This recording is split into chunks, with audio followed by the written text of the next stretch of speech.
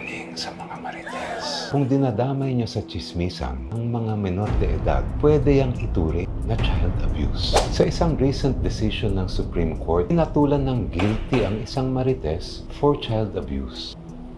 So ganito ang nangyari. Ang biktima ay 16 years old lang. Gusto lang niyang bumili ng barbecue. Pero pagdating sa barbecuehan, pinagchismisan pa. At ang sinabi ng isang marites, napakasama.